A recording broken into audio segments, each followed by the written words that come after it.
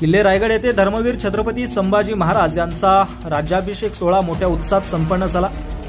क्रांतीचे अधिष्ठान अंतर्गत पद्मभूषण क्रांतीवीर डॉक्टर नागनाथांना नायकवडी यांचे नातू या नात्याने छत्रपती संभाजी महाराज यांचा जलाभिषेक करण्याचा ऐतिहासिक बहुमान हुतात्मा सहकारी दूध उत्पादक संघाचे अध्यक्ष गौरव नायकवडी यांना मिळाला।